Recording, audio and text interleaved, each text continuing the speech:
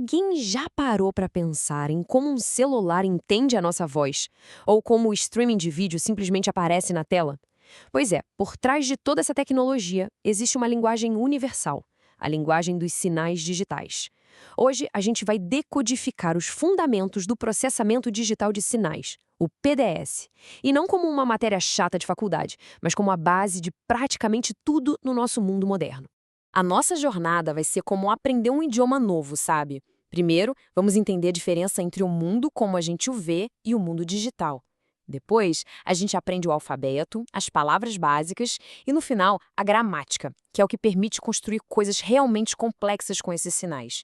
Então vamos nessa. Para começar, a gente precisa entender a diferença fundamental entre o mundo que a gente percebe e como as máquinas enxergam esse mundo.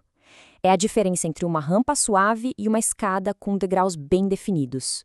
Olha só essa imagem. À esquerda está ali uma onda suave, contínua, analógica. Pensa no som viajando pelo ar. Ela tem infinitos valores, né? Agora, olha à direita. Essa é a versão digital. São degraus, são valores exatos em momentos exatos. O grande truque do PDS é justamente esse: traduzir essa realidade contínua para um formato que os computadores consigam entender. Bom, se vamos falar essa linguagem, precisamos começar pelo seu elemento mais básico, a sua letra fundamental, o sinal discreto. Então, o que é um sinal discreto na prática? É bem simples. É só uma sequência de números. Imagina tirar uma série de fotos a cada segundo de um evento. Cada foto é uma amostra.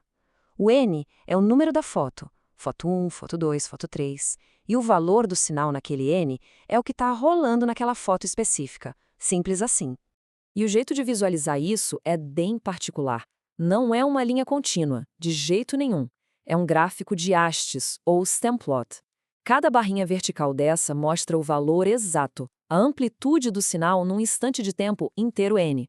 Não tem nada entre uma haste e outra. E para escrever, a gente usa essa notação aqui. Uma sequência de números entre chaves. Agora, o detalhe crucial, o pulo do gato. É o sublinhado. Ele sempre mostra qual daquelas amostras está na origem, ou seja, no tempo n igual a 0. Nesse caso aqui, o valor em n igual a 0 é o 3. Ok, já conhecemos o alfabeto. Agora, vamos aprender as palavras mais importantes, os blocos de construção que são usados para formar todos os outros sinais mais complexos que existem. A primeira palavra, e talvez a mais importante de todo o nosso vocabulário, é o impulso unitário. Pensa no sinal mais simples que se pode imaginar. É um único pulso, com valor 1, que acontece exatamente na origem, no tempo 0. Em todo o resto do tempo, ele é 0, nada.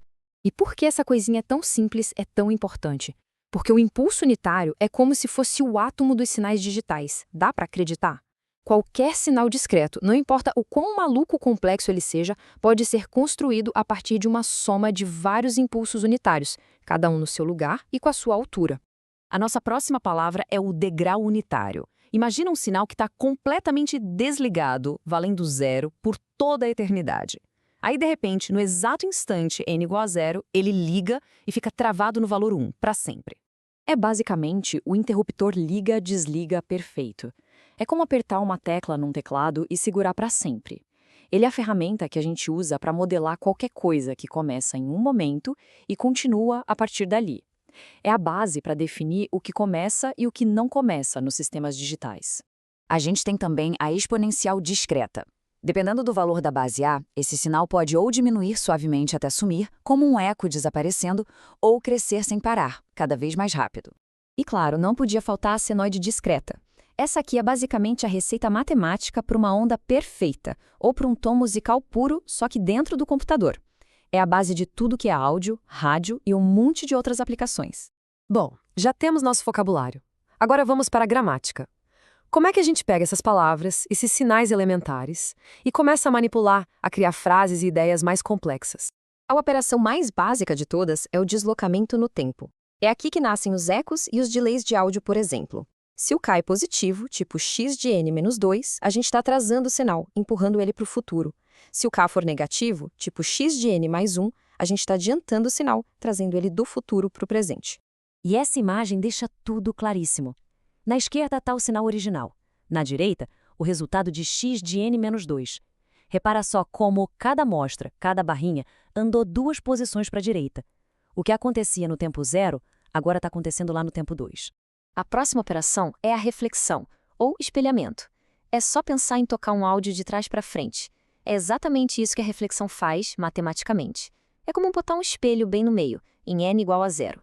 O futuro do sinal vira o passado e o passado vira o futuro. Essa tabela aqui mostra o que acontece número por número. O sinal original, x de n, tinha o valor 4 lá no tempo n igual a 1, certo?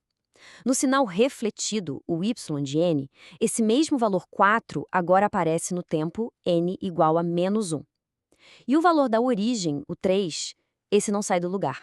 E por último, temos a escala de tempo. A subamostragem é como acelerar um filme. No áudio, isso faria a voz ficar mais fina. Já a superamostragem é o contrário. É como criar uma câmara lenta, inserindo quadros novos, que aqui são zeros, o que deixaria a voz mais grave. Até agora, a gente viu as operações uma por uma, tudo separado. Mas a parte mais importante da gramática é saber como combinar isso tudo.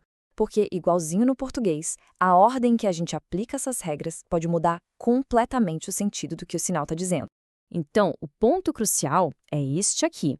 A ordem importa, e muito. Deslocar um sinal e depois refletir não dá o mesmo resultado que refletir e depois deslocar. Entender essa diferença é o segredo para manipular os sinais do jeito certo e ter o resultado que se espera. Vamos ver esse exemplo prático aqui. X de menos n mais 2. A regra de ouro é sempre fazer a escala ou a reflexão primeiro.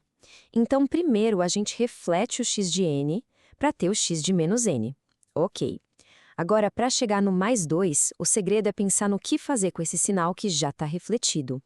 A gente precisa adiantar ele em 2 posições, o que nos dá o resultado certinho que está ali na tela. A ordem é tudo. Primeiro reflete, depois desloca. E com isso, a gente fecha essa introdução. Vimos as letras, que são as amostras discretas. Aprendemos as palavras, que são os sinais elementares como o impulso e o degrau. E entendemos a gramática, que são as operações de deslocamento, reflexão e escala. Com esses blocos de construção, todo mundo digital é montado. A pergunta que fica é, com essa nova linguagem em mãos, qual vai ser a próxima criação?